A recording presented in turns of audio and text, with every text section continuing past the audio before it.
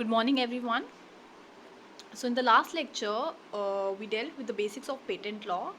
What are the important things? What are the essential things?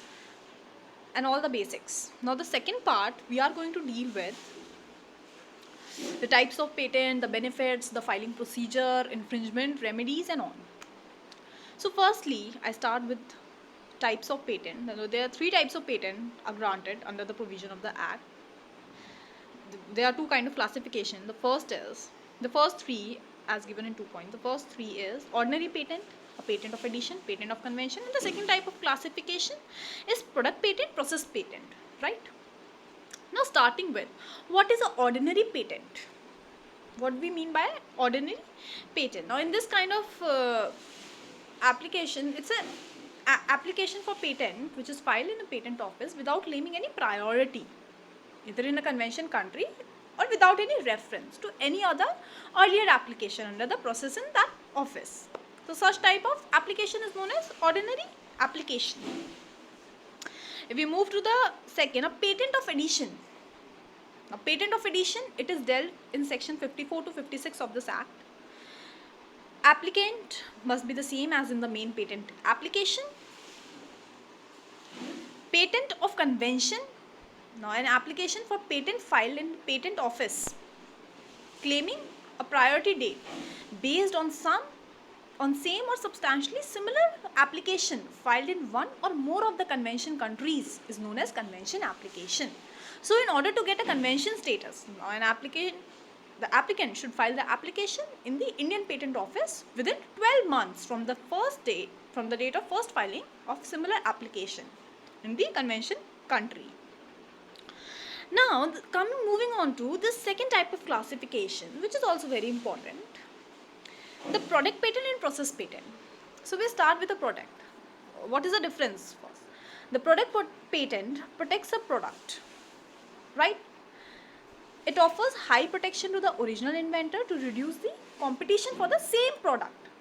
But whereas in a process patent, it protects the process, not the product. It protects the process through which one manufactures the product and not the process. So it reduces the element of monopoly. So we specifically talk about now product patent. The grant of product patent implies that no other person other than the inventor can manufacture the same product using the same process or any other process. So no other person can manufacture the same product, right? And also product patent provides a true monopoly to the inventor, rightly to the inventor. Product patent are considered to a higher level of protection as compared to the process patent. Now in process patent, it is granted only to a particular process and not to the whole or the end product that is the result of such process. That is the main thing, that a process patent, it is granted only to a particular process and not to end product that is a result of such a process. Now this protection is seen as limited period. This is because any other manufacturer or inventor can create the same product using a different process, because here we are getting a process patent, not a product patent. So product can be created by using a different process. What we are taking patent of, what we are getting the patent is a patent office of a process, not a product. So that's the point. Then a process patent gives a low range of protection to the inventor. So therefore the chances of competitors reverse. Now there can be multiple process patent for a single product. This is a difference of product and process patent. It is very important. Now benefit of patent, if we see, to enjoy the exclusive right over the invention, obviously. What are the benefits of getting a patent? So that you can enjoy the right you have got over your invention. Then the patent is to ensure commercial returns to the inventor for the time and money spent in generating a new product. Protects the patent from infringement. Nobody can infringe it. The patent encourages the inventor to make his invention public and share its benefit with many people. So these are few benefit of patent. Now the important part over here is the patent procedure in India. What is a patent procedure? So we talk about it. Firstly, what amounts to patent infringement? Alright, we'll see it later. Yeah. So the patent procedure, there are two kinds of application. Firstly, a provisional application, a complete application. Now what is the difference? Now in provisional application, it is filed to claim the priority date, especially where inventor needs more time to complete the invention, right? So what does it mean? Provisional application, it is an application which can be filed if the invention is still under experimentation stage. And filing a provisional specification would provide the advantage to the inventor, since it helps in establishing a priority date of invention. And also the inventor gets a 12-month time to fully develop the invention, right? So they get a 12-month time.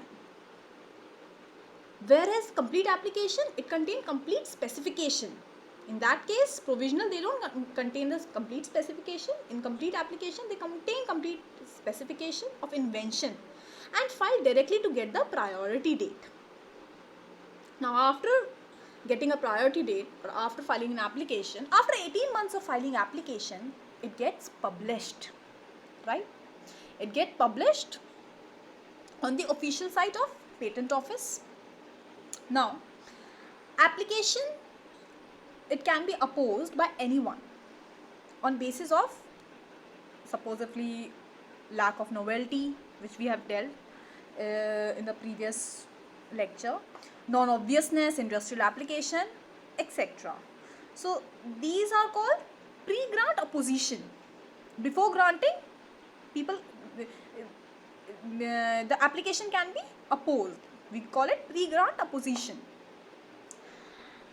Now after that comes the stage of examination of application. It's written over there, first examination report purporting objections, right? After that, publication in official journal, so on. Then acceptance and reject. Either you can accept it or reject it. And then the patent is, after examination of application, either the patent is granted or denied, right? If granted, then monopoly for 20 years from date of filing. And if patent denied, then appeal can be filed against the official order before appellate board. So that's a simple procedure for patent in India. Here it is written: first publication, examination, response, amendment, compliance, grant, renewal. That's just a revision. Moving on to the rights of patentee.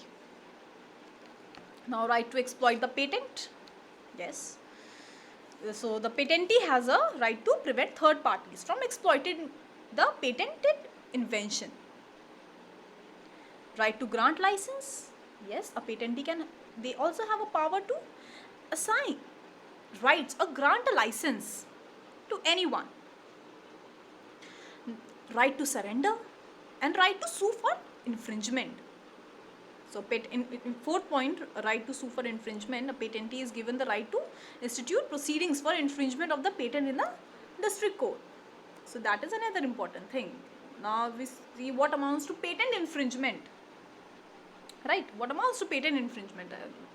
The fourth point, the right to sue for infringement. And if we see what amounts to the patent infringement, so patent rights, first we have to understand, these are the exclusive rights which are granted by the government to the inventor over his invention for a limited period of time. But if any person exercises the exclusive right of the patent holder without the patent owner's authorization, right, they exercise that exclusive right given to the patent holder without his authorization, then that person is liable for patent infringement, and it is given under section 104, 114 of the Patent Act 1970, which provides the guideline relating to patent infringement. Now, what act constitute patent infringement? Now, for product patent, Section 48 of the Patent Act 1970, it grants the following right to patentee. Now, in case of product patent, the following section would amount to infringement. What all? Making, using, offering for sale, selling or importing for these purposes the product in India without the permission of the patentee. If you are doing this without the permission of patentee, then in that case this act would constitute infringement according to section 48. Now for process patent, both are different, product patent and process patent.